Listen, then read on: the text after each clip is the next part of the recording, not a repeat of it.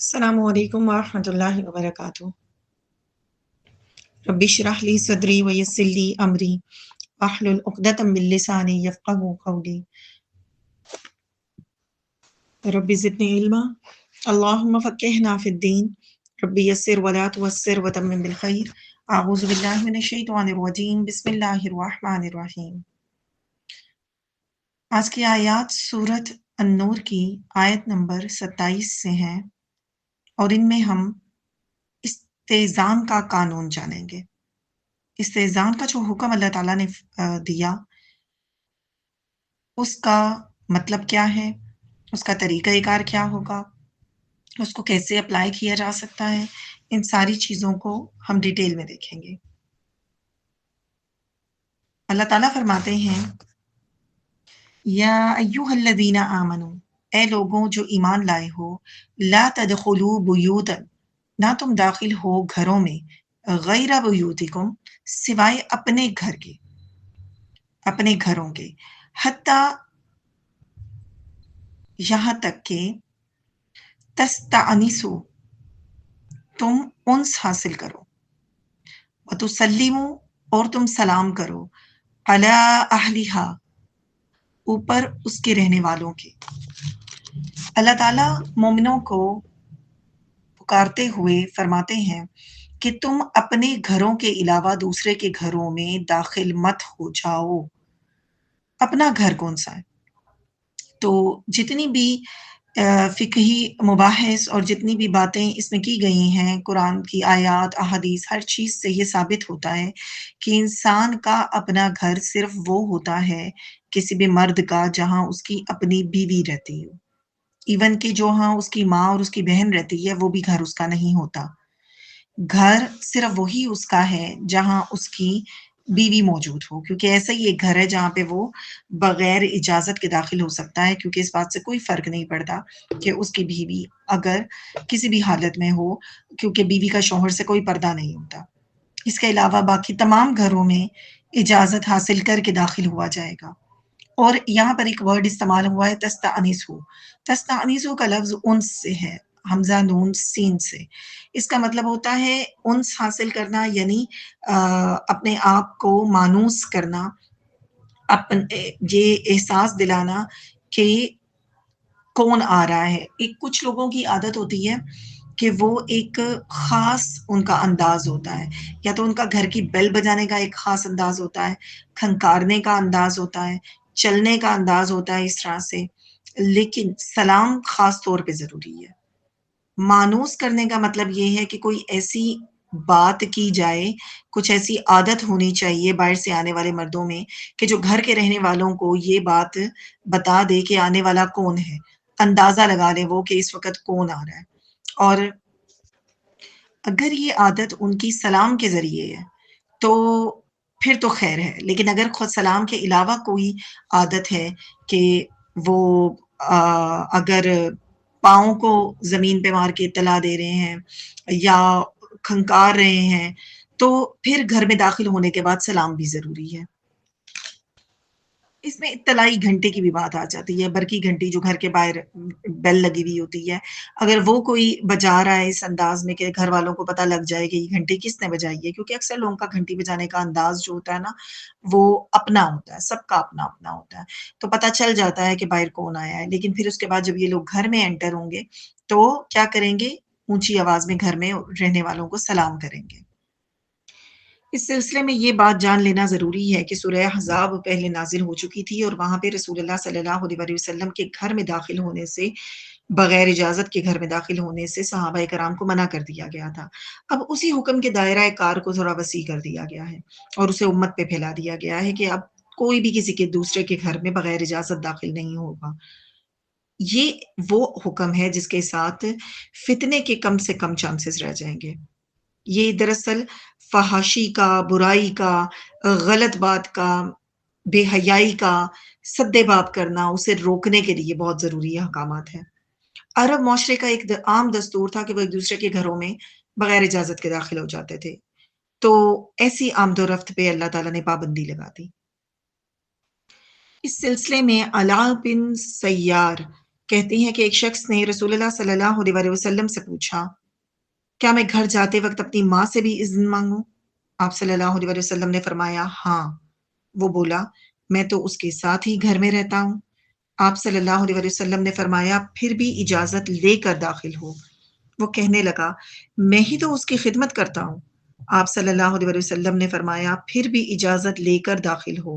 کیا تو اس بات کو پسند کرتا ہے کہ تو اپنی ماں کو کھلی حالت میں دیکھے؟ وہ کہنے لگا، نہیں۔ آپ صلی اللہ علیہ وسلم نے فرمایا، تو پھر اذن یعنی اجازت لے کر جاؤ۔ یہ موطا امام مالک میں یہ حدیث موجود ہے، باب الاستئذان میں۔ اب اس میں بات یہ ہے کہ اپنے گھر میں بھی انسان کو اجازت تو دے دی گئی ہے کہ وہ بلا اجازت داخل ہو جائے، لیکن بہتر یہی ہے کہ ایک دم سے گھر میں داخل نہ ہو، اچانک داخل نہ ہو، تھوڑا پتہ لگنے دے گھر والوں کو کہ اب گھر میں داخل ہونے کا وقت آ گیا ہے۔ دیکھیے اس سلسلے میں کئی چیزیں ہو سکتی ہیں۔ اگر کسی سے اجازت لے کے گھر میں داخل نہیں ہوتے تو ہو سکتا ہے کہ اگلا بندہ اس حالت میں نہیں ہے کہ وہ ملاقات کر سکے، ہو سکتا ہے وہ اس وقت اپنی کسی پرائیویٹ گفتگو میں مشغول ہو سکتا ہے اس وقت وہ کوئی ایسی چیز سامنے رکھ کر بیٹھے ہیں جو وہ نہیں چاہتے کہ کوئی اور دیکھے۔ تو ان تمام چیزوں میں بہت ساری باتیں ایسی آ جائیں گی جس پر یہ حکم بڑا ہی ضروری اور بڑا ہی بہترین لگتا ہے کہ کوئی اجازت لے کر گھر میں داخل ہو۔ اور پھر اس کے بعد حکم یہ ہے کہ 3 بار اجازت طلب کی جائے۔ اگر 3 بار اجازت مانگنے کے باوجود کوئی اجازت نہ دے تو واپس پلٹ جائیں۔ سب سے مشہور اس معاملے میں جو حدیث ہے وہ حضرت ابو موسیٰ اشعری کی بیان کی جاتی ہے کہ جس میں وہ حضرت عمر رضی اللہ تعالیٰ عنہ نے ان کو بلایا اور وہ واپس پلٹ گئے۔ 3 بار اجازت مانگی تھی انہوں نے لیکن ان کو اجازت نہیں ملی، لیکن وہ حضرت عمر کی پرسنالٹی سے تھوڑا سا پریشان بھی ہوتے تھے کہ ڈر لگتا تھا ان کو۔ انہوں نے جا کر بڑے ڈرتے ڈرتے یہ بات مجلس میں کی، حضرت ابو سعید خدری سے جا کر بات کی کہ میں نے گیا اور میں نے اجازت مانگی اور مجھے اجازت نہیں ملی تو میں واپس آ گیا، کیونکہ میں نے رسول اللہ صلی اللہ علیہ وسلم کو یہ کہتے سنا ہے کہ اگر 3 بار اجازت نہ ملے تو واپس آ جاؤ۔ سیدنا عمر رضی اللہ تعالیٰ عنہ نے بعد میں ان کو بلایا تھا اور ان سے پھر یہ بات پوچھی تو انہوں نے یہی حدیث بیان کی، تو آپ اس بات پر آپ نے ان سے باقاعدہ سند مانگی کہ مجھے تم پہلے بتاؤ گے کہ تمہارے علاوہ بھی کسی نے یہ حدیث سنی ہے یا نہیں۔ اس ساری بات پر حضرت ابو موسیٰ اشعری حضرت سعید خدری کو ہی اپنے ساتھ لے کر گئے اور انہیں جا کے حضرت عمر کے سامنے پیش کیا کہ یہ حدیث واقعی سچ ہے، انہوں نے بھی سنی ہے۔ تو اتنا سختی سے حکم ہے حدیث کے بارے میں بھی محتاط رہنے کا اور اجازت طلب کرنے کا بھی، اور آپ صلی اللہ علیہ وسلم کے حکم جب سامنے آ جائے تو امیر المومنین حضرت عمر رضی اللہ تعالیٰ عنہ نے بھی اس پر کوئی اعتراض نہیں کیا۔ گھر میں داخل ہونے کا جو طریقہ کار دین میں بتایا گیا ہے اس میں کچھ واقعات ان سے ہمیں پتہ چلے گا کہ طریقہ کار کیا ہے اور کیا نہیں ہونا چاہیے۔ سیدنا جابر رضی اللہ تعالیٰ عنہ کہتے ہیں کہ میں اپنے والد کے قرض کے سلسلے میں رسول اللہ صلی اللہ علیہ وسلم سے بات کرنے کے لیے گیا۔ میں نے دروازہ کھڑکایا، آپ صلی اللہ علیہ وسلم نے اندر سے پوچھا کون ہے؟ میں نے کہا میں ہوں۔ آپ صلی اللہ علیہ وسلم نے فرمایا میں بھی ہوں۔ گویا اپنے نام کو نہ بتانے کو برا سمجھا۔ یہ حدیث بخاری میں موجود ہے اور اس سے ہمیں یہ پتہ چلتا ہے کہ باقاعدہ نام لے کر بتانا چاہیے کہ کون آیا ہے۔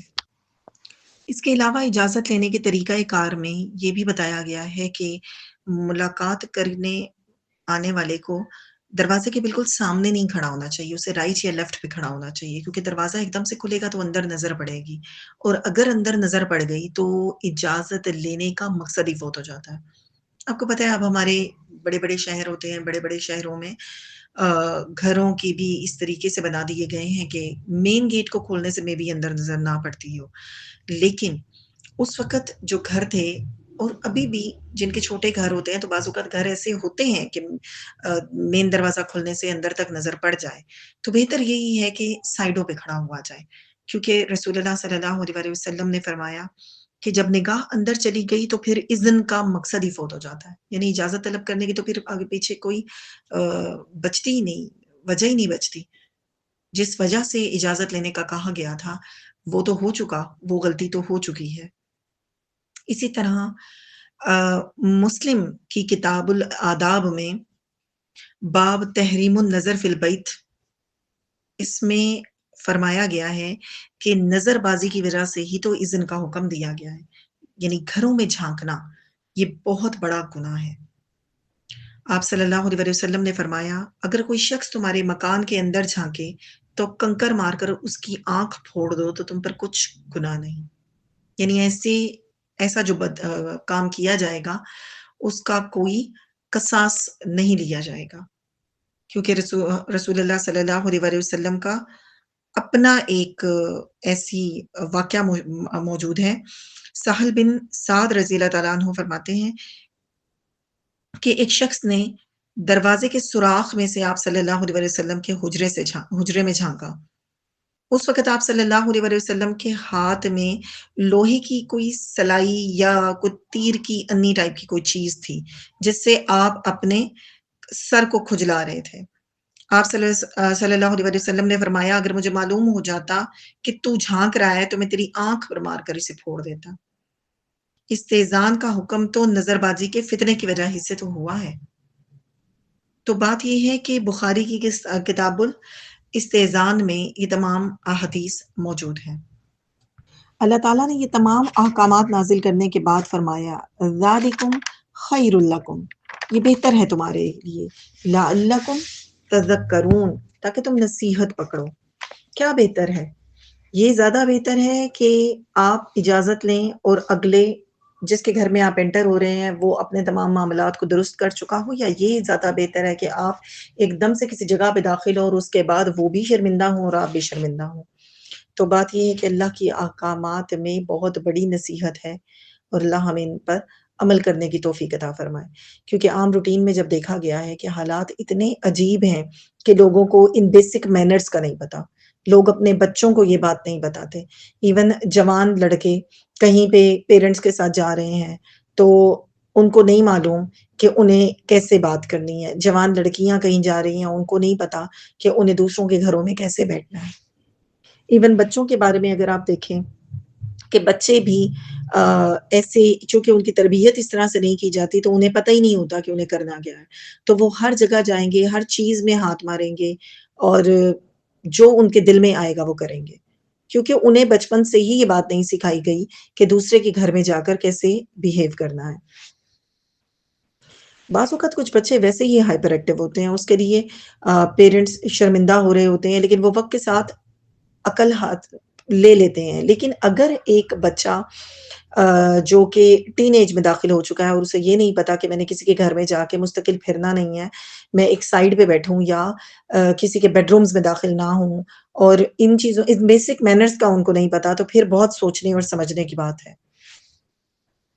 ضروری ہے کہ چھوٹی عمر سے ہی بچوں کو یہ درس دے دیا جانا چاہیے کہ انہیں دوسرے کے گھر میں کیسے بیہیو کرنا ہے، اور دوسرے کی چیزوں کو ہاتھ نہیں لگانا، کیسے ان کے بیڈ رومز میں خاص طور پہ داخل نہیں ہونا۔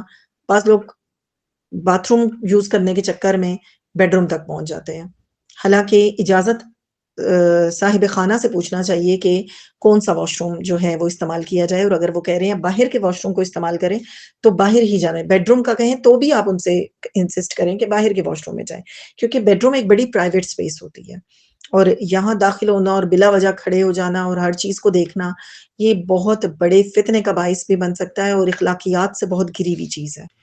فَإِن لَّمْ تَجِدُوا، پھر اگر نہ تم پاؤ، فِيهَا أَحَدًا، ان میں کسی ایک کو، فَلَا تَدْخُلُوهَا، تو نہ تم داخل ہو ان میں، حَتَّى يُؤْذَنَ لَكُمْ، یہاں تک کہ اجازت دے دی جائے تمہیں، وَإِن، اور اگر، قِيلَ، کہا جائے، لَكُمْ ارْجِعُوا، تمہیں کہ واپس چلے جاؤ، فَارْجِعُوا، تو لوٹ جاؤ، وَأَزْكَىٰ لَكُمْ، وہ زیادہ پاکیزہ ہے تمہارے لیے۔ یعنی بات یہ ہو رہی ہے کہ پھر اگر تم یہاں ان گھروں میں کسی کو نہ پاؤ تو جب تک تمہیں اجازت نہ ملے اس میں داخل نہ ہو، اور اگر کہا جائے کہ لوٹ جاؤ تو پھر لوٹ جاؤ، یہ زیادہ بہتر ہے تمہارے لیے۔ اس بات کو سمجھنا اس لیے ضروری ہے کہ ان معاملات میں دل کو تھوڑا بڑا کیا جائے۔ ایک تو سب سے پہلی بات آ گئی کہ اذن حاصل کیے بغیر جائیں ہی مت۔ آج کل کے دور سے اس بات کو ریلیٹ کریں تو بڑی سیدھی سی بات ہے، کال کر کے جائیں۔ یہ سرپرائزز دینے سے تھوڑا گریز کریں، کیونکہ یہ سرپرائزز کتنے بھی پلیزنٹ ہوں، کتنا بھی اچھا سرپرائز دے دیں آپ، لیکن بہرحال وہ دوسرے کی پریشانی کا باعث بنتا ہے۔ دوسرے نے آپ کے لیے کچھ کھانے کو نہیں بنایا، کچھ پریپیئر نہیں کیا، پھر انہیں تنگی ہوگی، پھر وہ کچھ پریشان ہوں گے۔ تو اس سے بہت بہتر ہے کہ اجازت لے کر جائیں، بتا کر جائیں، اور ان کو پتا ہو اور وہ آپ کے استقبال کی تیاری کے لیے راضی ہوں۔ لیکن اگر گئے اور وہاں دوسرے نے ملنے سے انکار کر دیا، یا ایسی کوئی بات ہوئی کہ جس میں وہ اس حالت میں نہیں، ہو سکتا ہے آپ گئے ہوں وہ بیمار ہوں، ہاں ہو سکتا ہے آپ گئے ہوں وہ سائیکولوجیکلی ڈسٹرب ہوں، وہ اس وقت بہت پریشان ہیں کسی بات پہ، وہ آپ سے صحیح طرح نہیں مل پا رہے، تو اس بات کو برا منانے کے بجائے واپس پلٹ جانا چاہیے۔ ہر چیز انا کا مسئلہ بنانے کے لیے نہیں ہوتی۔ واللہ بما تعملون علیم، اور اللہ اس سے جو تم عمل کرتے ہو خوب جاننے والا ہے۔ یعنی اللہ کو بہتر پتا ہے کہ کون کیا کر رہا ہے، اور اس وقت کیا ایسی سچویشن ہے کہ جس میں وہ کسی سے ملنے کے لائق ہے بھی صحیح یا نہیں، یا جو آ رہا ہے وہ کس نیت سے آ رہا ہے۔ یہ تمام باتیں اللہ کو پتا ہے، اللہ کو نیتوں کے حال معلوم ہے، اور اللہ کو خیر کرنے والوں کا بھی پتا ہے اور شر کرنے والوں کا بھی پتا ہے۔ اس کے بعد اللہ تعالیٰ فرماتے ہیں لیس علیکم جناح ان تدخلوا بیوتا غیر مسکونہ، نہیں ہے تم پر کچھ گناہ کہ تم داخل ہو جاؤ گھروں میں غیر رہائشی، فیہا متاع لکم، جن میں فائدہ ہے تمہارے لیے۔ یعنی ایسے گھر جو کہ پرائیویٹ پراپرٹی نہیں ہیں، کلیکٹیو ہیں، ہوٹل ہو سکتے ہیں، سرائے ہو سکتے ہیں، مساجد ہو سکتی ہیں، کوئی ایسا ریسٹ ہاؤس ہو سکتا ہے، کوئی حکومت کی طرف سے جو بنائے جاتے ہیں پناہ گاہیں ہوتی ہیں جہاں پہ لوگ رات آ کے گزارتے ہیں، جن کے پاس رہنے کے لیے جگہ نہیں ہوتی، تو وہ بھی کچھ کلیکٹیو ہی گھر ہوا کرتے ہیں۔ ان جگہوں پر داخل ہونے کے لیے اجازت طلب کرنے کی ضرورت نہیں ہے۔ پھر اس کے بعد اگر کوئی گھر ایسا ہے جہاں پر آپ کے فائدے کی کوئی چیز ہے، یعنی کہ وہ گھر بیابان ہے، وہاں کوئی گھاس اگی ہوئی ہے، کوئی ایسا فروٹ ہے جسے کوئی نہیں دیکھ رہا، یعنی واچ نہیں کیا جا رہا، لیکن اس سے کوئی فائدہ اٹھایا جا سکتا ہے، تو پھر وہاں داخل ہوا جا سکتا ہے۔ وہ اس علاقے کے لوگوں کی پھر کلیکٹیو بن جائے گا پراپرٹی۔ لیکن ایسے گھر نہیں جہاں پہ تالے لگے ہوئے ہوں اور پھر آپ یہ کہیں کہ نہیں یہ تو کلیکٹیو پراپرٹی ہے اور میں چلا جاؤں، ایسا نہیں ہوگا۔ ٹھیک ہے، واللہ یعلم ما تبدون وما تکتمون، اور اللہ ہے وہ جانتا ہے جو کچھ تم ظاہر کرتے ہو اور جو کچھ تم چھپاتے ہو۔ تو اللہ نیتوں کو بھی جانتا ہے، اللہ انٹینشنز کو بھی جانتا ہے کہ آپ کس کے گھر کے باہر کس نیت سے کھڑے تھے، کیا سننا چاہ رہے تھے، کیا دیکھنا چاہ رہے تھے، اور آپ کے دل میں کیا چھپا ہے، سب اللہ دیکھنے والا ہے، جاننے والا ہے۔ تو آج سے اپنی نیتوں کو، اپنی انٹینشنز کو اللہ کے لیے خالص کرتے ہیں، اور ان آیات پر عمل کرنے کی اللہ ہمیں توفیق دے۔ سبحانک اللہم و بحمدک، اشہد ان لا الہ الا انت، استغفرک و اتوب الیک۔ السلام علیکم ورحمۃ اللہ وبرکاتہ۔ يا واسع الغفران امنحنا الرضوان في خلقك آيات تنير دروب حياتي يا رحمن يا رحمن